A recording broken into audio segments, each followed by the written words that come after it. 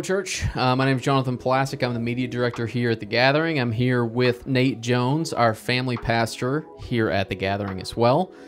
This is kind of the third part to our get to know you one-on-one interviews with the staff, and so enjoying having Nate in here. Want to show you guys a little bit about who he is and what he does here. And so first off, Nate, thank you for being here. And where'd you grow up? How old are you? Tell us more about your family. I am 40 years old. Okay. I'm a young 40 years old. Yep. And I grew up, and I'm sure we'll get into this a little bit of our family history, but I grew up in all kinds of different places. My dad was a pastor, and so I kind of spent a lot of time in small towns. Grew up was born in Kansas City. And then we spent some time in Tulsa, Oklahoma for a few years. So I have a little bit of Okie in me. And after a few years, then we moved back to Missouri and kind of spent some time in a small town in central Missouri area. And then finally back to the Kansas City area. So I kind of got a Midwest feel. So I got some country in me, got some city in me, and some Oklahoma in me. I don't know what that is, city or country, whatever. It's a different world. Yeah. So kind of grew up in all those different areas around the country.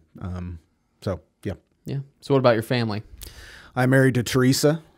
We met at Southwest Baptist University. We were in college there. And we got married in 2003.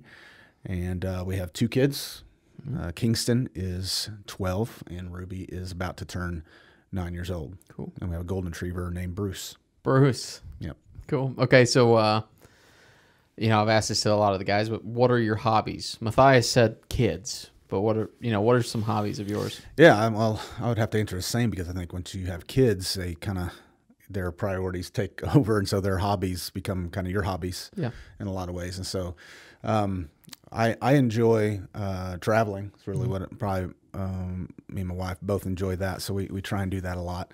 That's what I personally enjoy. But like Matthias probably said, with kids, their activities become their hobbies, your hobbies. So It is fun. Kingston's really involved in football, and so he's starting flag football and some hybrid football, and so that takes up a lot of our time. So we do that, and Ruby's involved in gymnastics, and so we enjoy going to those gymnastics meets. So really, anything to do with kids is something that I enjoy doing. I have some buddies that I've been friends with since I was 2-3 years old, and they still live in this area. And so I enjoy just kind of the normal boring stuff, I guess, just being with friends. Yeah.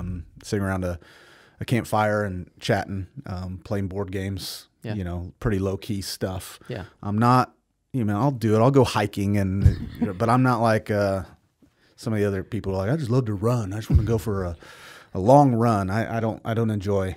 Yeah. Don't enjoy those hobbies. Working out for me is just you have to do it. It's not fun. Yeah. I mean, who has fun doing that? Yeah. Who honestly? enjoys that? So, I like some of the things I've tried that I would like to get into. Hobbies that has a kid I'm starting to get back into, or some. And again, it's because my son is getting back into like baseball cards and football cards. Yep. He made some bad trades with some friends, and I tried to teach him, who's good and who's not.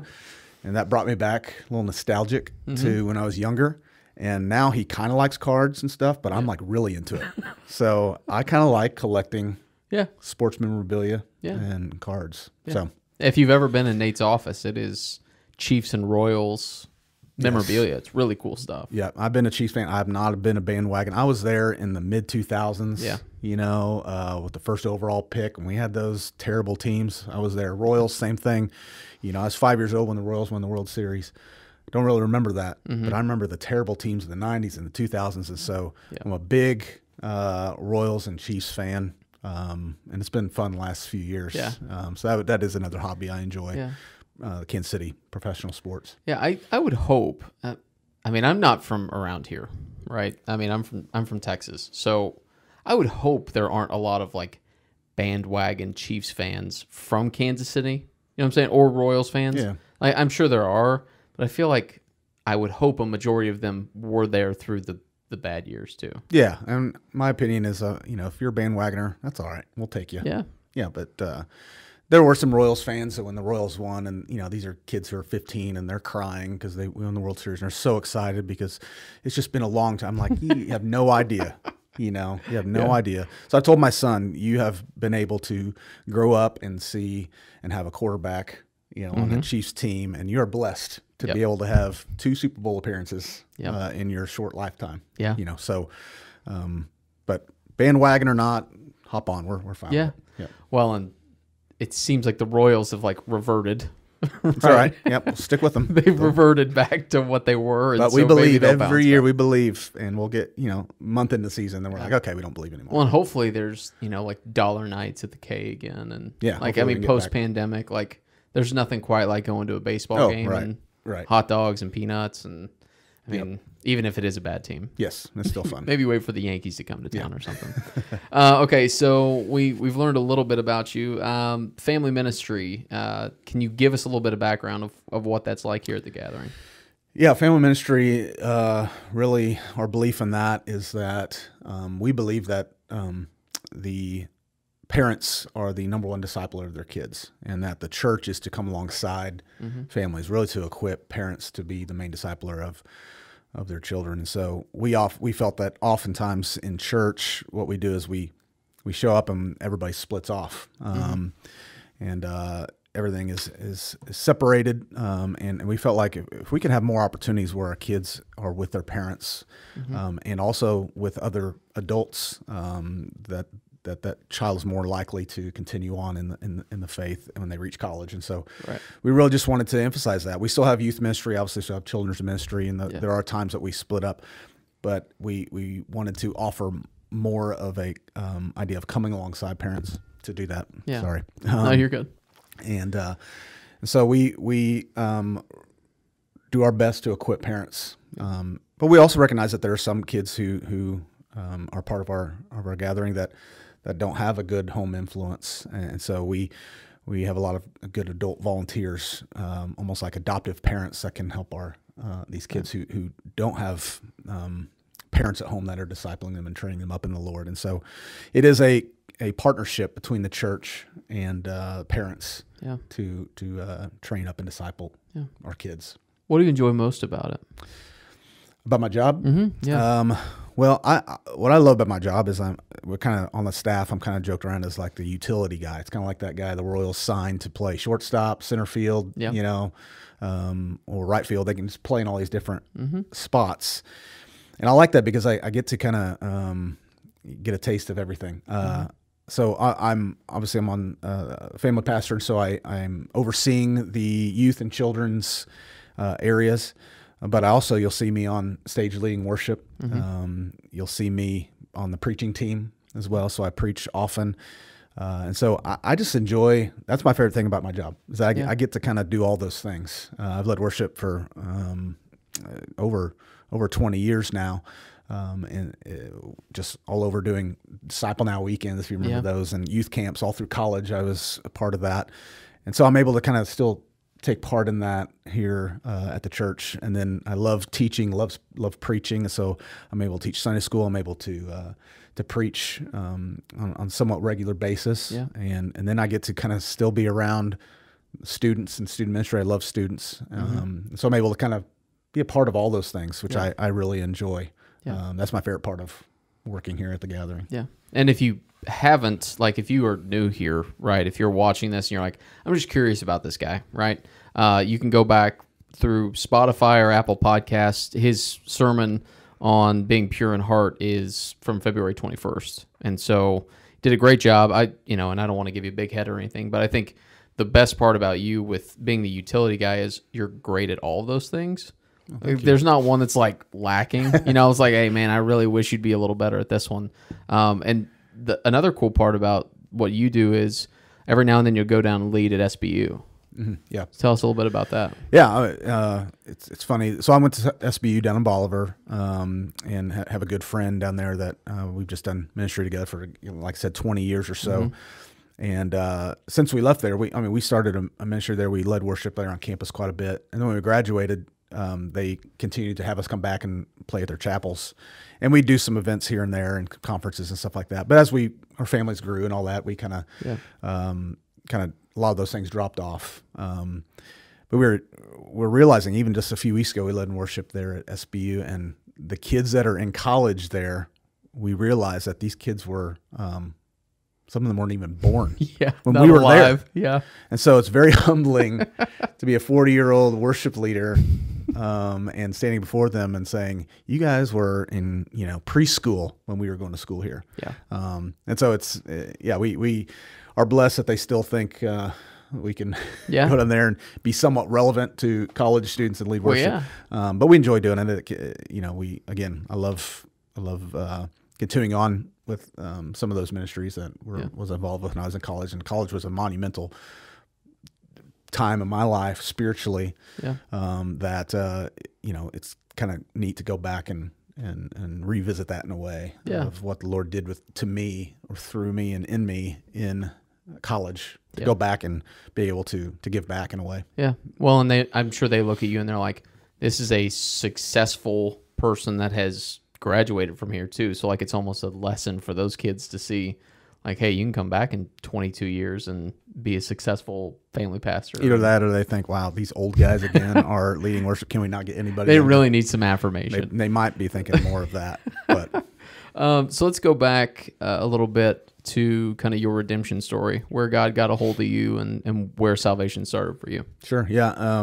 Like I said, I grew up in a Christian home. My father was a pastor, started in youth ministry. And so again, at a young age, being involved in church and the home, my parents discipling me and training me up. So I learned about Christ from a young age. And I was about 8 years old when I first started contemplating and understanding my need for Jesus. And so at 8 years old is when the Lord saved me. I was baptized at a young age and understood the gospel and continued to grow in that. Just like anybody else, went to youth group, went to all those things to help train me up and teach me. But again, in college is when I really started struggling with faith and had some, I would say crisis of faith in a lot of ways. Just started, like a lot of people, started questioning and asking some of those deeper questions that I never really thought of as a youngster. And now in college, you're kind of bombarded with all these different ideas and worldviews that, in a way, you are sheltered from somewhat. And so even at a Christian university, I started battling why I believed what I believed. And so really for a year or two, we just really battled those questions and really started asking, do I really believe this? I think the question I really struggled with was, if I grew up with a Muslim, in a Muslim environment and was living in another part of the world where that's practiced, would I more than likely be Muslim? And that's because of where I grew up and it wasn't necessarily because I believe that, but more so just the environment I was in. I wondered if I grew up in a Christian home and in a Christian environment, went to a Christian school, and do I just believe because that's kind of culturally what I'm supposed to believe? Yeah. And so I really had this battle in my own mind and my own heart of, why do I follow Jesus? Is it just because I'm supposed to? Yeah.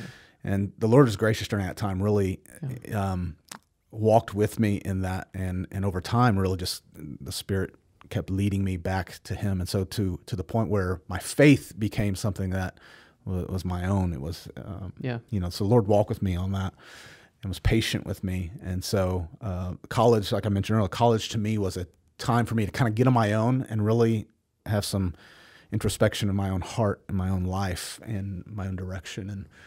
And so that was monumental for me. Yeah. And so I believe I was saved when I was 8 years old. But really it's just that continuing thing of the Lord sanctifying me and the Holy Spirit guiding me through those times, to where in college is where I said, I'm following Jesus, and there's no, the old song says, no turning back, no turning back. Though the world, though no one go with me, I still will follow. And I don't think I could have said that in high school. Yeah. But I really came to that point in my life where I said, if nobody else goes, I believe and I will go. Yeah. So, yeah. God's pretty perseverant like that too, with people's hearts, and patient, right? Right. And then you got your master's degree. Yes, I finished SBU with a religious education degree. I spent some time in college pursuing not the Lord, and went I felt like I was called into ministry, but I ran away from that. I did not want to go into ministry when I was in college. I saw how hard it was on my dad and other pastors, and I just had no desire to do that. And so I ran from that, knowing I should that the Lord had called me to that. And He eventually got back with me. But I'd spent 2 years pursuing an education degree. I was going to, believe it or not, I was going to be a kindergarten teacher. Okay. I would not have been a good kindergarten teacher. Long story short, I pursued that because I learned that the ratio of girls to guys in that field was about 98% female and 2% male. And I thought, wow, there's a lot of opportunity for me to find a wife that she'll be moved that, oh, this guy must really care about children. So as shallow as that sounds, it was. I chose my degree based on the likelihood that I would get a wife out of that. And so I went into elementary education for 2 years. And so that's why my degree is in religious education, because they were able to kind of use some of those hours in that. So that was my degree at SBU. And again, the Lord got a hold of me and gave me a wife that was not in that field. And I could not have gotten anybody better than what the Lord gave me. But then, I pursued slowly over the last few years a master's degree from Southwestern Seminary down in Fort Worth, your area of the country of the world. Yep. And so finished that up and learned a lot going through that. So now, since this is obviously, you've told us your story and recently getting your master's, what do you feel like God has shown you in the past 5-10 years that you've been really kind of working on refining in your life with the Holy Spirit? Wow. I think He's just constantly sanctifying me and making me more like Him. I think it's just a daily thing. I don't know that I could pinpoint a few things He's taught me. I think He is continually every day teaching me, dealing with sin in my own heart and pride and selfishness and all those things. That just seems like daily He's having to remind me of the gospel. And so I think probably the biggest lesson he has taught me is that I need the gospel every day. This is not something that's a one-time, thing. It is a everyday, constantly being reminded of the need for the gospel in my own life. And so that's a humbling thing. So because of that, when you recognize that I'm a sinner and I need Christ, it's not just that one time when you're saved, it's that I need Christ every day. And so that is a humbling thing. So there's a lot of lessons. That's probably the biggest lesson I've learned. And from that flows all these different smaller lessons about of humility and peace and joy. All that flows from the gospel. And so the Lord has taught me that. And there's so many things He's taught me so much through my kids, and my wife and lessons that when you become a parent, you learn more about the Father and how He loves His children. And so there's so many lessons He constantly is teaching me through just everyday things. Yeah. So you were here through the merger. So Paws Heights Baptist and Nolan Road Baptist becoming the Gathering. And it's been a couple years now, 2.5, 3 years. 3 years. And so for you, because I'm going to ask this to all the guys, I've asked it to Matt and to Matthias, what's different about the Gathering? Yeah, again, I've been here since 2010, and so for the first year, I was called here to be the student pastor. So I was a student pastor for many years here until the merger, and so there are a lot of lessons learned, a lot of growth that happened, a lot of hurt and a lot of struggle. But again, the Lord is good, and how His plan is and His ways are not our ways, and thoughts are higher than our thoughts. And so it's amazing what He's done over those years here at the Gathering. So remind me again why is it different? Why is the Gathering different? Yeah, why is it special? Well, the Gathering's unique in a lot of ways because we had two Southern Baptist churches that came together. And I remember when we first had that conversation with one of the other pastors, and we started talking, it was just like, there's no way that could ever happen because there's just a lot of history there between these two churches, and the thought of them coming together to become one unified body is a nice idea. But to actually come to fruition was just another, that would never happen. Yeah. But it's fun to talk about. And so to see how the Lord brought that together was an amazing thing. So I think one thing is that the gathering is unique in the sense that we had these two churches that came together, and it wasn't that Nolan absolved and took over Plaza. Both of them laid down their identity of who they were. I believe Nolan Road had been around since the 1860s. And so we had this, Civil War era church with a name and a street. I mean, I used to cruise down Nolan Road back in the 90s, right? That was the thing to do. Nolan Road had a thing. And so for this church to come along and say, we want to become one with you, and Plaza Heights saying we want to become one, and we're both laying down this and becoming one new church with one name. Yep. It's still, to me, is mind-boggling to how the Lord worked all that out. So I think there's a lot of uniqueness to our church. And I love that there's, we're only about 15 minutes apart from each other, but there's so many different types of people in our church. Oh, yeah. We have, very blue collar, hardworking, people of Independence and Blue Springs area. And so I think that we are just a normal group of people. And I feel like people that live in this area could come in and feel, not out of place. They would feel like they could.